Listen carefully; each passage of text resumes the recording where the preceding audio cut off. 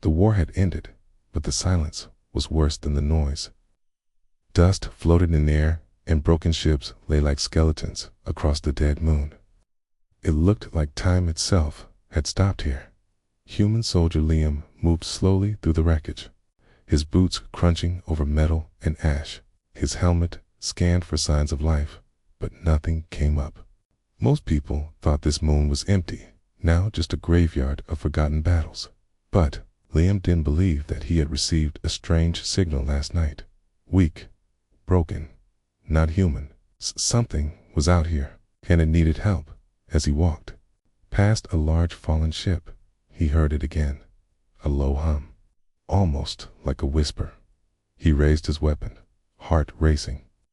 The noise came from inside a broken engine compartment. Carefully, Liam climbed inside. It was dark, cold, and filled with the smell of burnt wires. Then he saw her. A giant figure was curled in the corner, hiding behind metal panels.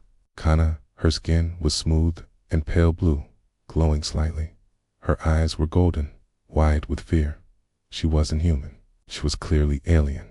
And not just any alien one from the enemy side. But she didn't look dangerous. She looked broken. She flinched when Liam stepped closer. Her body was huge, much bigger than his. Her arms were strong, but shaking. She held one hand over a wound on her side. Blood, purple, dripped slowly. Liam lowered his weapon. "I'm not going to hurt you," he said softly. The alien woman blinked. Her voice was shaky. You're human." "Yes," he nodded. "And you're the one who sent the signal?" She hesitated, then nodded slowly. Liam looked around. "Are there more of you?" "No," she whispered. "They left me behind. I was too slow." She tried to stand, but stumbled. Liam rushed forward and caught her before she hit the ground. Her body was warm, heavy, and trembling. "Easy," he said. "You're hurt." She looked away. "I'm not supposed to need help. I'm supposed to be strong." "What's your name?" he asked. She was silent for a moment. Then she said, "Ori." Liam helped her sit against the wall. He pulled out a small medkit and began cleaning the wound. Ori winced. "Why are you helping me? I'm not one of you." "Because you're not my enemy anymore," Liam said. "The war is over." She gave a small, bitter laugh. "Not for me." There was silence for a while. The wind howled outside the broken ship. Liam studied her face. There was sadness. Their deep, old sadness. "You sent the signal," he said. "You wanted someone to come." "Didn't think anyone would," she replied. "I thought I would die here. Maybe I still will." "No," Liam said firmly. "I won't let that happen." Ori looked at him again, confused. No one had ever spoken to her like that before. Suddenly, his scanner beeped. Liam checked the screen. "Damn," he muttered. "There are patrols nearby. They're scanning." "For survivors." "Yours?" Ori asked. "No. Pirates, or worse," he said. "We need to move." "I can't walk far," she said, breathing hard. "Then I'll carry you." "You can't," she said. "My body is too big, too heavy." Liam smiled slightly. "Try me." Without waiting, he gently lifted her into his arms. She gasped, surprised, but he didn't fall. He didn't even shake. "You're strong," she whispered. "I've carried heavier," he replied with a wink. They moved through the shadows, avoiding open areas. Liam kept his ears open for any sound.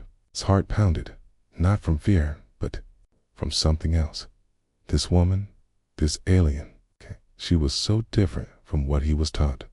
She wasn't a monster. She wasn't a threat. She was just alone. Finally, they reached a small cave near the ridge.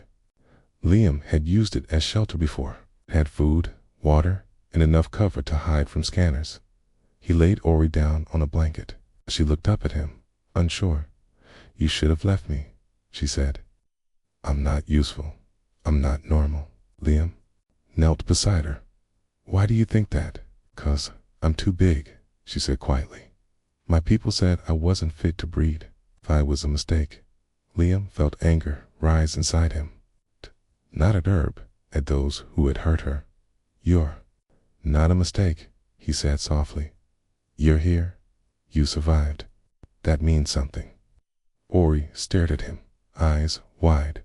For the first time, she didn't look afraid, just confused. And maybe a little hopeful. Outside, the wind picked up. Somewhere far away, danger was still searching. But inside the cave, something new had started. A quiet connection. A fragile trust, and Liam knew this was only the beginning. The small cave was dark and quiet. A soft fire crackled near the wall, giving just enough light to see. Liam sat beside Ori, checking the wound on her side. He had used all the medicine he had, and luckily, she was healing faster than any human would. Ori stayed silent, staring at the fire. She looked tired, not just in her body, but in her heart. Liam handed her a water pack. You need to drink. She took it, her large fingers brushing against his. Thank you, she whispered. He smiled, feeling any better. Little, she said. Then she looked down at her arms, her wide chest, her thick legs, but not enough to be what I was meant to be. Liam tilted his head. What do you mean? She was quiet for a long time. Then she spoke, voice low and soft. I was created to be a breeder. Liam blinked. A breeder? Yes, she said, not looking at him. My people designed females like me to continue the bloodline. Strong genes, large bodies, powerful wombs. I was supposed to be perfect, but Liam asked gently, but I was too big, she said. Even by my people's standards, males were afraid of me. They called me broken. I said my body was not built for breeding, only for battle. Liam listened carefully, not interrupting. I trained as a warrior instead, she continued. But even then, they didn't accept me. I was a mistake in every role. Not fit to breed, not fit to lead, just alone. Liam's heart hurt hearing that. He had seen battle. He had seen loss. But the way Ori spoke it wasn't about war. It was about being rejected by our own kind. That's why they left you behind, he asked softly. She nodded. They said I was too slow. It's too large to move quickly. I was a risk during the escape. So they ran, and I stayed. Liam looked at her. Yes, she was big. Her arms were thicker than his legs. Her body was built like armor. But there was something beautiful about her strength, mixed with sadness, like a mountain that had been through storms. You're not a mistake, Liam said. You're not broken. Ori looked at him, surprised. You're the first one to say that. I mean it, he replied. You survived. You cared enough to send a signal. That's not weakness. She smiled a little. It's just a small curve of her lips. But it was the first time she had smiled since he met her. But what about you? She asked suddenly. What do humans think about? Big bodies. Liam chuckled. Some humans are scared of what's different, but not all. Me. I think strength is beautiful. And I think size doesn't make someone less worthy. Ori blinked. Even if I'm too big to hold, too heavy, to touch gently. Liam leaned closer. Let me be the one to decide that. For a moment, silence filled the cave. Just the sound of the fire, the wind outside, and two hearts learning to trust each other. Then the scanner beeped again. Liam checked it. Someone's still tracking signals near this area. Don't have much time. Ori sat up, even though she winced in pain. You should go. No, Liam said. We go together, but I'll slow you down. Then I'll slow down too, he said firmly. I'm not leaving you. Ori stared at him. Why? He met her gaze. Because you matter, and no one gets left behind on my watch. She looked away, blinking fast. She wasn't used to someone saying she mattered. "I'll be ready in the morning," she said. "I can walk now." Liam smiled. "Good. We'll find a place where you can be safe." "Somewhere quiet," she said. "Somewhere where size doesn't matter." "We'll find it," he promised. As the fire dimmed, Ori lay back and closed her eyes. For the first time in her life, she didn't feel like a monster. She felt seen. She felt wanted. And Liam, sitting beside her, felt something shift inside him too. Not just duty. Not just kindness. Something deeper. Maybe this wasn't just a rescue mission anymore. Maybe this was the start of something more. Morning light touched the cave walls as Liam packed the few things they had. Ori sat nearby, watching him. Her golden eyes looked brighter today, but her heart was still heavy. They had rested, but peace wasn't truly there. "Not yet, do you think the trackers are still close?" Ori asked quietly. "Maybe," Liam said. "But if we leave now, we can reach the northern hills by night. My ship is hidden there. We'll be safer once we're on it." Ori stood slowly, her large frame stretched as she moved, and the bandages around her side were stained but dry. She could walk, but her mind was not healed. As they began the journey, she asked, "Do humans often protect those they don't understand?" Liam smiled. "Some don't, but I do. I was raised to fight, yes, but also to care." They walked in silence for a while, their boots crunching on rock and dust. The path was steep, but Ori moved with surprising balance. Even with pain, she didn't complain. After an hour, they rested under the shadow of a cliff. Ori looked out over the land-broken ships, old battlefields, far mountains covered in fog. She began to speak. "When I was young," she said, "they told me I was a gift. My body was strong, tall, powerful. I believed them. But when I became older, things changed." Liam listened closely, sitting beside her. "The males of my kind, they looked at me with fear. They said I was too large, too heavy, not soft enough, not shaped right. I was meant to carry life, but they said no male could join with me." Liam frowned. "That's cruel." "They called me broken," she whispered. Not in anger, just truth. That was the word they used. Broken. Liam turned to her. "You are not broken." She looked down. "But even when I became a warrior, they doubted me. In training, they made me fight the smallest ones. They thought I was slow, clumsy. I had to prove myself again and again." "And did you?" Liam asked. "I won every fight," she said, voice firm now. "Still, they feared me. Not my power, but what I represented. A body too different. A female too strong." Liam reached out, placing a hand on her giant fingers.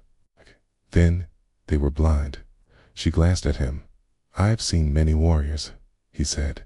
"Some big, some fast, some cold like machines. But you're different.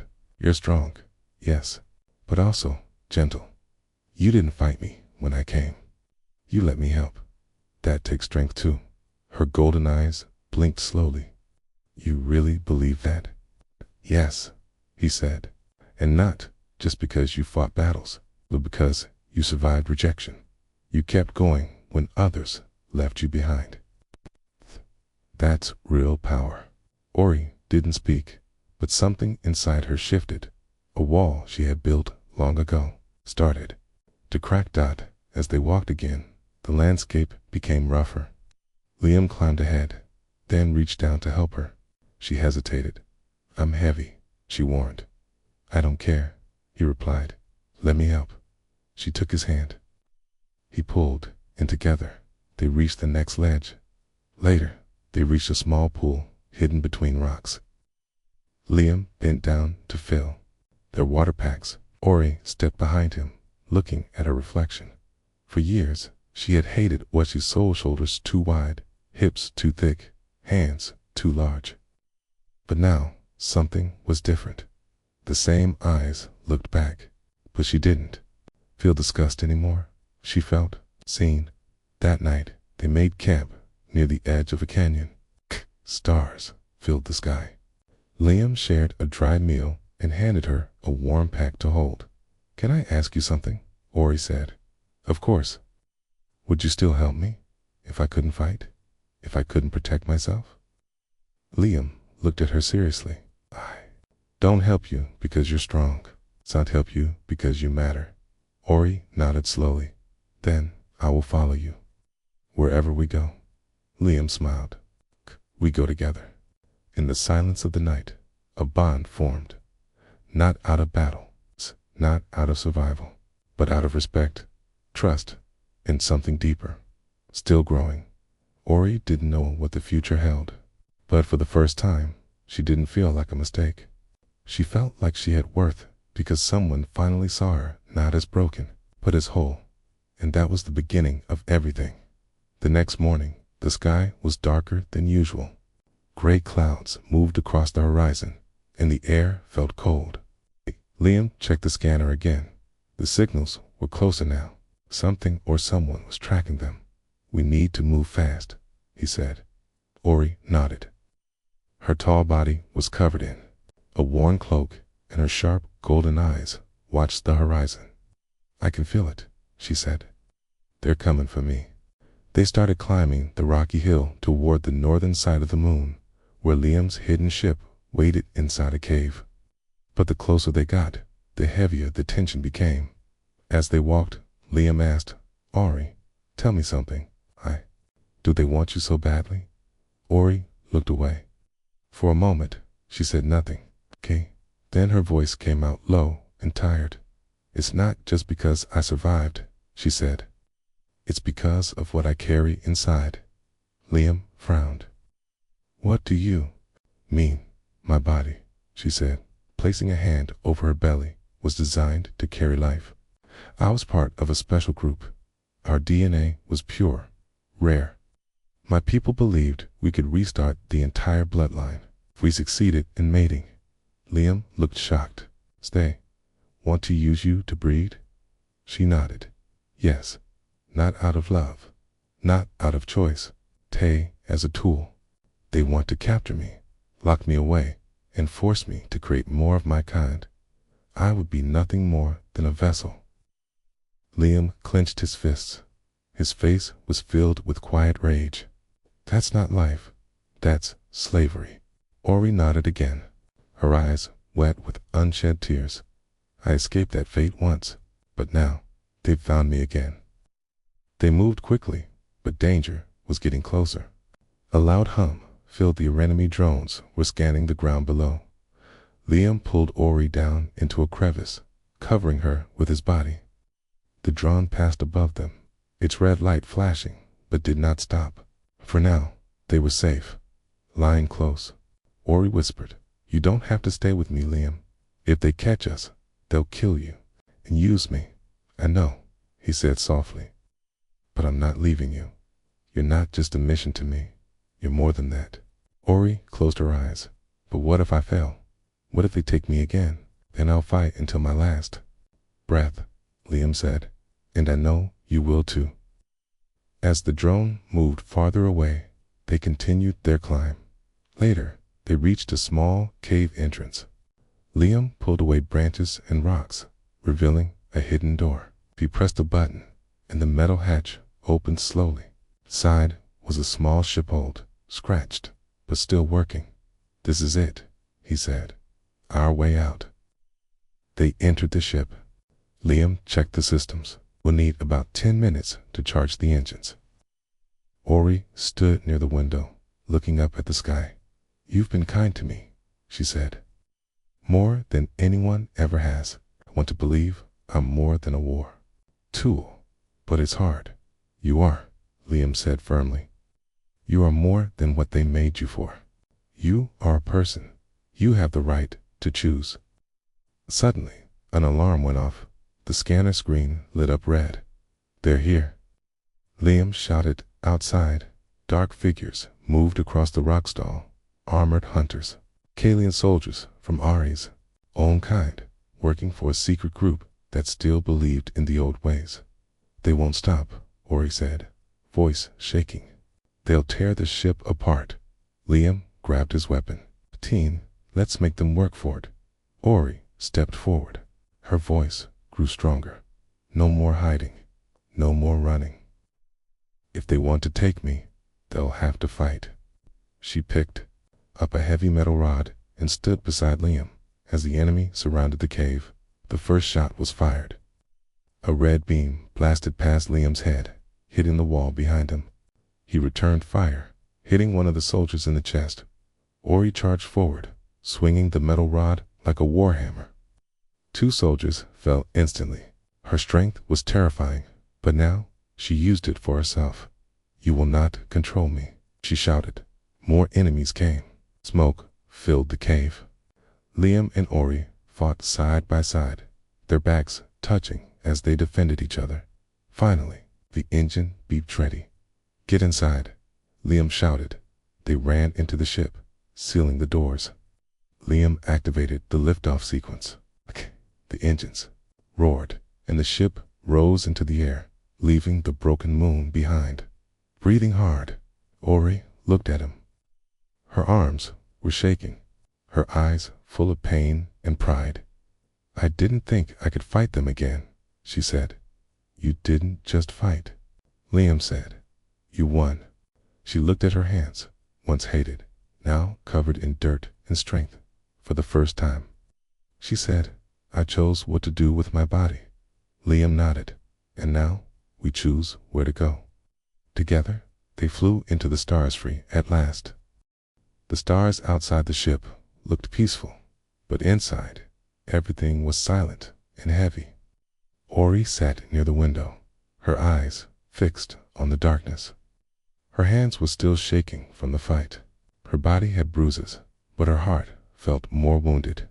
Liam stood at the control panel, guiding the ship through a narrow path between 2 asteroid belts. He glanced at her from time to time, worry in his eyes. You haven't said anything, he finally said. Ori didn't turn around. I'm thinking. About what? She took a long breath. About running, about fighting, about who I am now. Liam left the controls and walked toward her. He sat down next to her on the cold floor. We made it out, he said gently. You fought with everything you had. You were amazing. But for how long? She whispered. How long until they find me again? I'm tired of being hunted. Liam nodded. Okay, me too. They sat in silence for a few minutes. Only the hum of the ship filled the air. Ori closed her eyes. Used to dream of escaping, she said. I'm finding a quiet planet where no one knew me. Somewhere I could live without fear. That dream still exists, Liam said. We can go anywhere. But what if running is not enough? Ori asked. What if it only delays the pain? Liam looked at her closely. Then maybe it's time we stop running. She turned to him. Surprised, you mean? Fight? Yes, he said. But not alone. Together. Hari shook her head slowly. I'm afraid. What if I lose again? What if they take me and turn me into what I feared the most? Then I'll fight with you, Liam said. I won't let that happen. She stared into his eyes. Why do you care so much? You risking? Everything. Because you showed me something, Liam said. You showed me what strength really is. You kept going, even when your own people gave up on you. That inspired me. You inspired me. Tears filled Ari's eyes. She had been called many things in her life, too big, too slow, too dangerous, but never inspiring. Liam stood and walked back to the control panel. There's a planet not far from here, unregistered, wild. It's not safe, but it's free. If we land there, we can hide, or we can send a message to the galaxy. We can tell them the truth about what your kind is doing. Ori stood slowly. That would make us targets. We're already targets, Liam replied. At least, this way, we fight back with purpose. She looked down at her hands again, once used for war, once hated for being too large. Now they could build something better. She took a deep breath. Okay, no more hiding, no more shame. Let's make a stand. Liam smiled. Together, they changed course. The ship turned sharply toward the unknown planet. As they entered its orbit, lightning flashed across the sky. Storm clouds swirled over green forests and dark mountains. The ship shook, but Ori stayed calm. I'm ready, she said. They landed near a cliff, hidden by tall trees and thick fog. Liam shut down the engines while Ori stepped outside. The air was fresh, the wind strong. She stretched her arms wide and closed her eyes. Freedom. Liam came beside her. We can build a shelter here. Defenses. Send out the message. Ori looked at the sky. Let them hear me. Let them know I am not afraid anymore. Inside the ship, Liam prepared a message. He opened the channel and recorded her voice. I am Ori, daughter of the stars, once rejected from my body, hunted for my womb. I am no longer yours to control.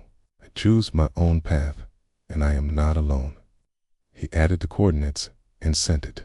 It was a bold move, dangerous one, but it was their choice.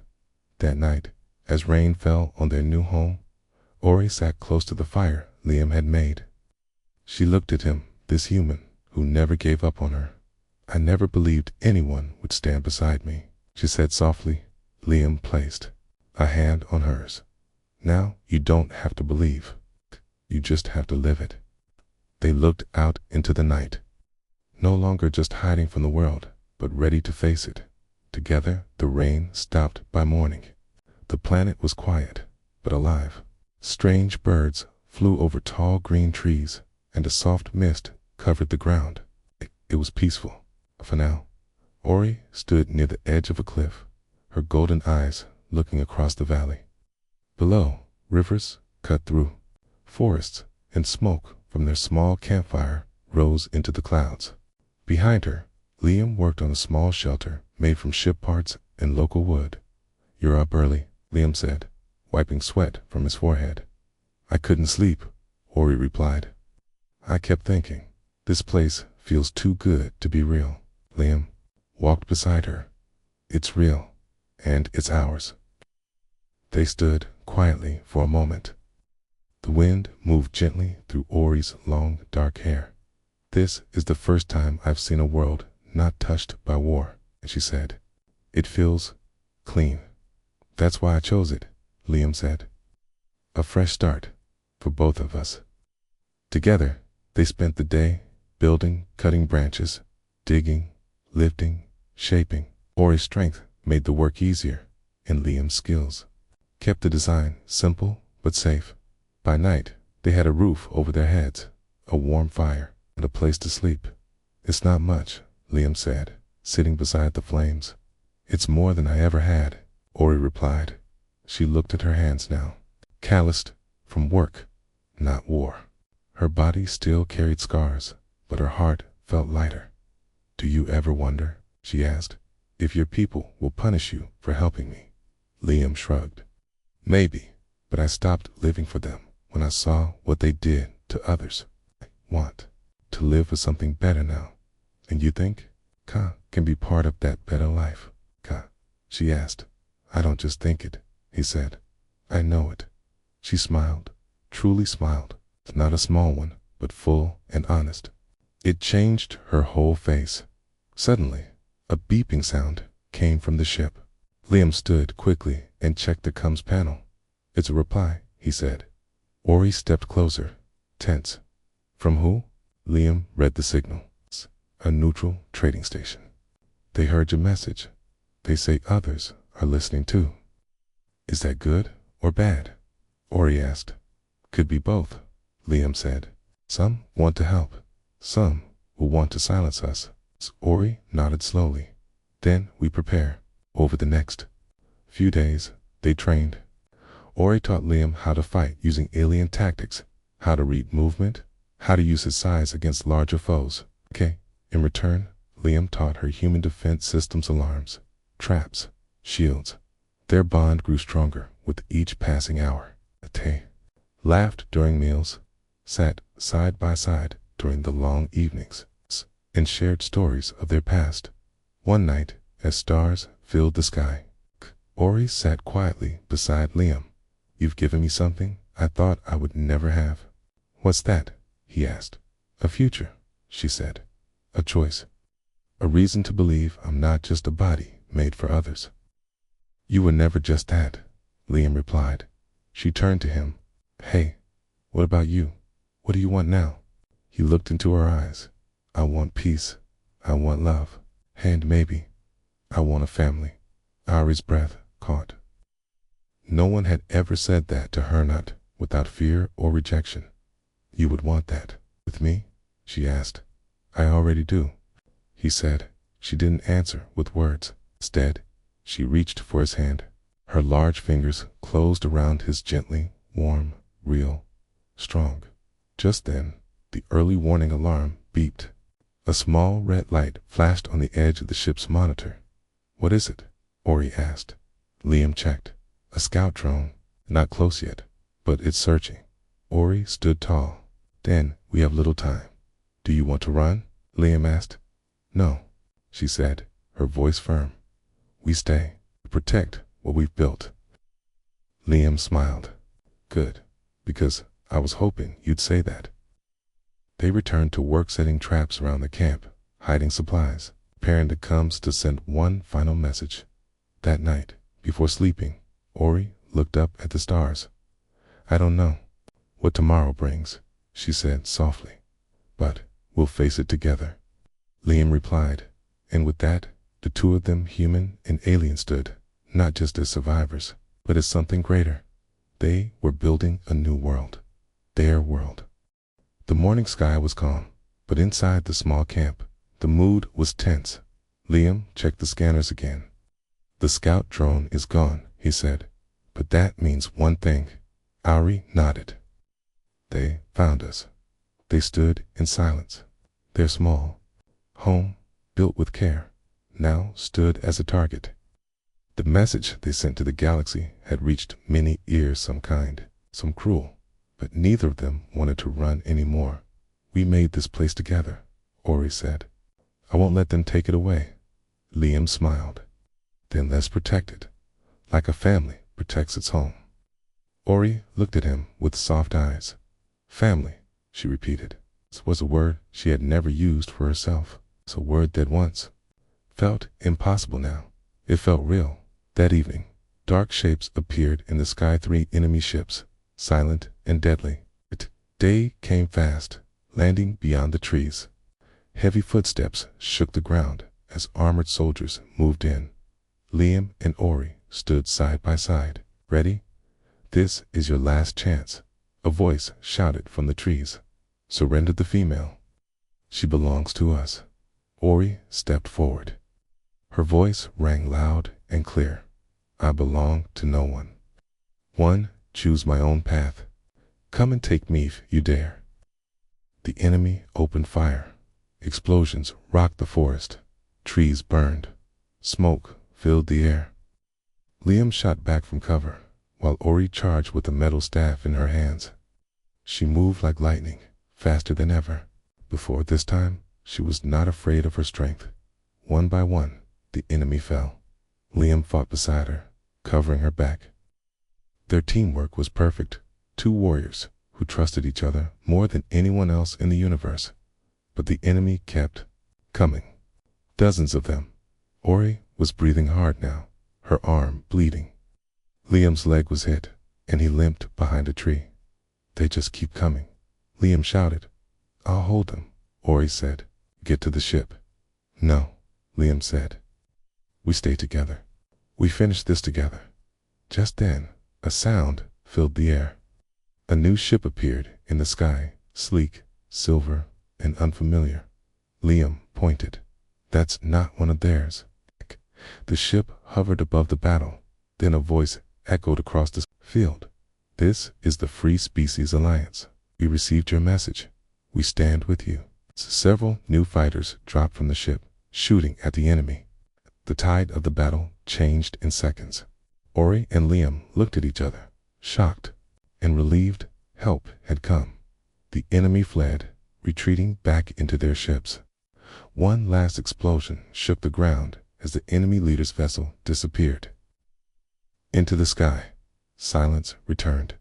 Liam fell to his knees, exhausted. Ori ran to him, helping him sit against a rock. "You're hurt," she said. He smiled weakly. "Are you?" "But we're alive," she whispered. He reached up and touched her face gently. "And we're still together." The soldiers from the Free Species Alliance walked toward them. One of them, a female with green skin and silver eyes, spoke kindly. "You were brave," she said to Ori.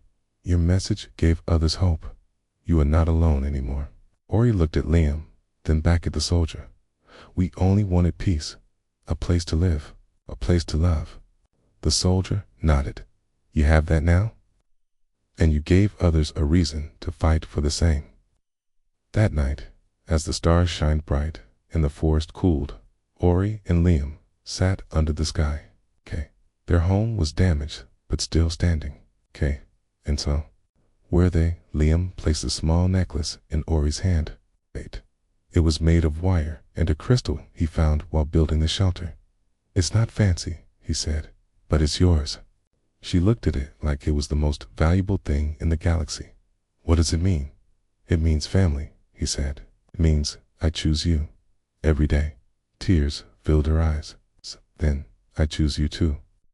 They sat close, wrapped in each other's arms, not just as survivors, not just as warriors, but as something new, a human and an alien, broken souls who found healing in each other, a new kind of family, and in the vast silence of the stars. That was enough.